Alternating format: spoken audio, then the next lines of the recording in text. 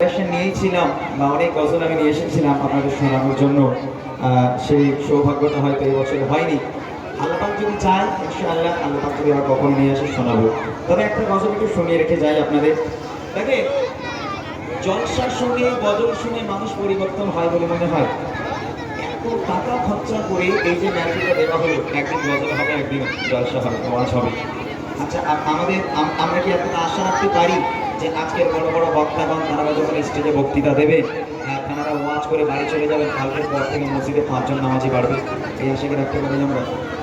পারবে না। ৫ জন নামাজি কিন্তু পারবে না। শুধু খিচুড়ি খাওয়া হবে, আকাতি যাওয়া হবে, লাভ কিছু হবে না ভাই। তো তুমি যতই চাই বলো, জলসা করে একদম মানে গলা চিরে গজল করে গলা চিরে চলে যাও, পরিবর্তন হবে না। দেখে একটা গজল আমি শোনাই। হযরতে বিলাল রাদিয়াল্লাহু তাআলা আনহু, তিনি ছিলেন নবী পাকের মসজিদের মুয়াজ্জিন। আমরা সকলে জানি যে মুয়াজ্জিন, এখানে একজন মুয়াজ্জিন সাহেব আছেন আলহামদুলিল্লাহ। আমরা সকলে জানি যে হযরতে বিলাল মুয়াজ্জিন ছিলেন এবং সমস্ত মুয়াজ্জিনদের হাসর নাসর হবে হযরতে বিলালের সঙ্গে। একদিন নবী পাকের মসজিদের মানে কমিটি সাহাবায়ে কেরামগণ আল্লাহ রাসূলের কাছে এলো, ইয়া রাসূলুল্লাহ, ইয়া হাবিবাল্লাহ, আমরা বিলালের আযান আর শুনতে চাই। কেন, কি হয়েছে? বিলাল ছিল তোতলা, বিলালের আযান শুদ্ধ হতো না। বিলাল আওয়াজ, তার কণ্ঠ ভালো ছিল না, অর্থাৎ বিলালের আযান আমরা শুনতে চাই না। আমরা এখন একটা নূতন মুয়াজ্জিন, একটা কারি সাহেব সাহাবা, যার কণ্ঠ মধুর মতো, যে মধুর সুরে আযান দেবে, আমরা এরকম একটা মুয়াজ্জিন আমরা রাখতে চাই। আপনি কি বলছেন? আমরা বলে দিল যে তোমাদের যেটা ভালো মনে হয় করো। নবী পাক কোনো হ্যাঁ না কিছু বললেন না। হযরতে বিলাল মসজিদে নববী শরীফে এলো আযান দেওয়ার জন্য। সাহাবায়ে কেরাম বলছে, বিলাল তোমাকে আযান দিতে হবে না। কেন ভাই? তোমাকে আজ থেকে মুয়াজ্জিন থেকে খারিজ করে দেওয়া হলো। আমরা একটা নতুন সাহাবা, একজন কারি সাহেব সাহাবাকে মুয়াজ্জিন রেখেছি যে মধুর সুরে আযান দেবে। আজ থেকে আমরা তার আযান শুনবো।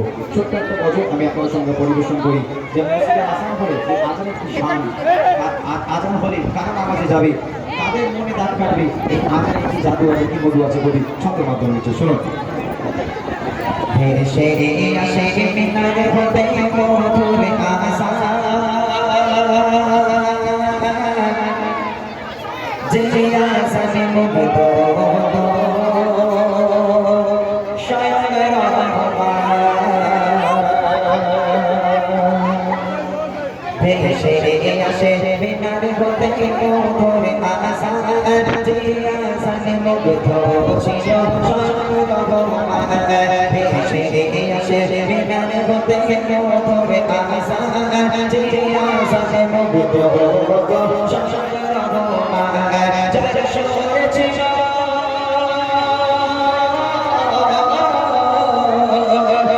শুনেছিল মায়া ভালোবাসার টান, যারা শুনেছিল মায়া ভালোবাসার টান, যে আযান না হাকিলে পাখি লাগিত কাদার, যে আযান না হাকিলে পাখি লাগিত কাদার। ভেসে আসে মিনার হতে মধুর আযান, যে আযানে মুগ্ধ ছিল স্বয়ং রহমান। হযরতে বিলাল এলো আযান দেওয়ার জন্য।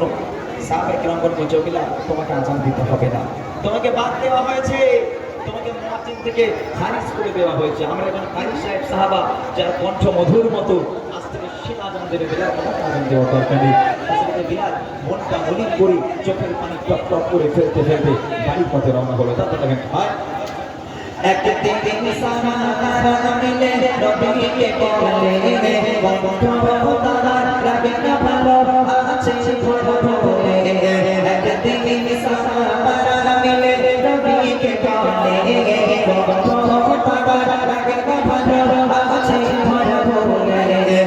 বিনা দিতে আযান তারা আর কোনো দিয়ে রাখবো ওরা মধুর সুরে আর মুয়াজ্জিন।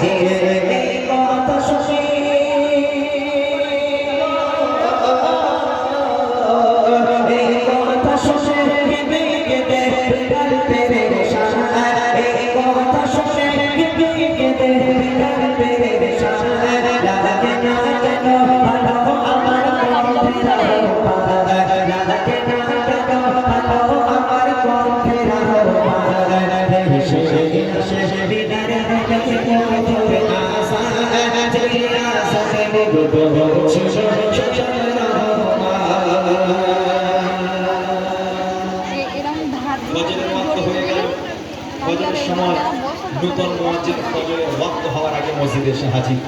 যে মসজিদের ইমাম আমার নবী, সেই মসজিদের মুয়াজ্জিন আমার চারটি কোটি কথা নয়। এদিকে হযরতে বিলাল সারা রাত না খেয়ে না ঘুমিয়ে নামাজের ফাঁক ফেলে আল্লাহর কাছে চোখের পানি ফেলে কাঁদতে লাগলো, আল্লাহ যে মসজিদের ইমাম আমার নবী, সেই মসজিদের মুয়াজ্জিন ছিলাম আমি বিলাল। আল্লাহ কেন আমাকে বাদ দিল? আমার সাহাবা ভাইরা, আল্লাহ তুমি আমাকে আবার মুয়াজ্জিন কবুল করো। হযরতে বিলাল সারা রাত পেরে যায়, মসজিদে এসে হাজির। অপেক্ষা করছে নতুন শুনে আজান দেবে, কত ভালো কারি সাহেব সাহাবা সুন্দর করে আজান দেবে, সুন্দর করে আজান দেবে। হয়ে গেল ওই কারি সাহেব সাহাবা নতুন মুয়াজ্জিন মেম্বারের উপরে দাঁড়িয়ে শুরু করেছে আসসালাতু খায়রুম মিনান নাওম, আসসালাতু খায়রুম মিনান নাওম। ঘুম থেকে নামাজ উত্তম। আজান হয়ে গেল, সকাল হয়ে গেল।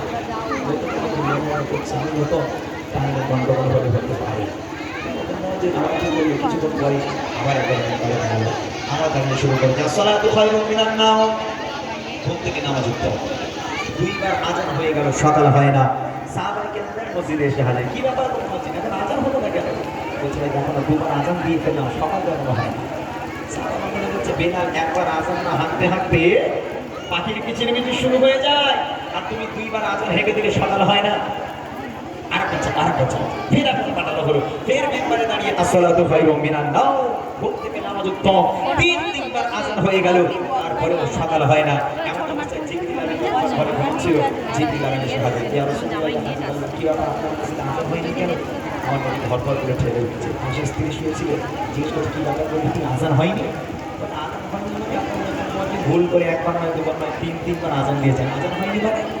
জিবরিল আমিন বলছে ইয়া রাসূলুল্লাহ, ইয়া হাবিবাল্লাহ, বেলাল আজান দেয়, আল্লাহ পাক আরশে বসে বসে বেলালের আজান শোনে, আর আপনার তিনবার আজান হবে। এই আজান প্রথম আসমান পর্যন্ত পৌঁছায়নি। চলে বলবেন বাড়ি যায়নি, চলে হবে না সুবহানাল্লাহ। আমার নবী পাক ঘুম থেকে উঠে মসজিদের পথে রওনা হলো। তারপর দেখে এই পান বজরতে কাকে নতুন মুমাজি কানাতে আধার যখন সকালে ভূত পতি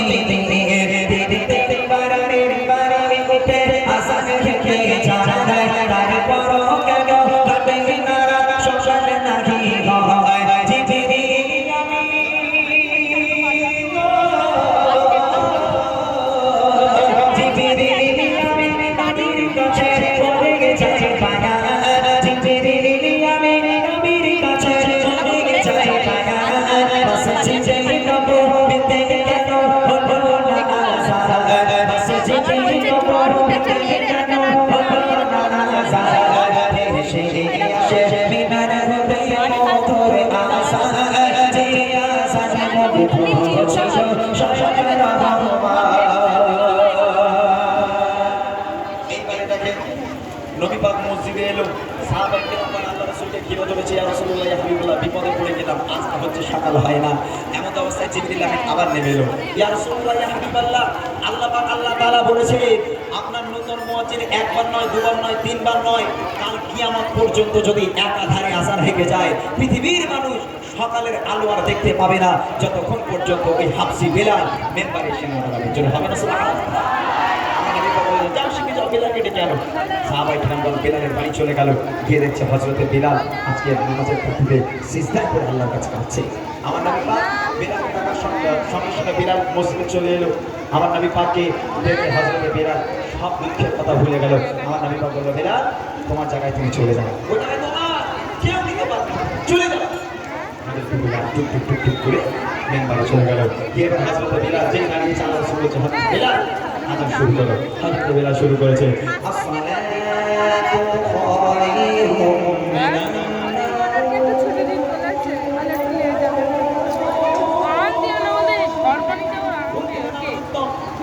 হযরত বেলাল আজান শুরু করেছে মধুর সুরে। আবার ডাকে আসসালাতু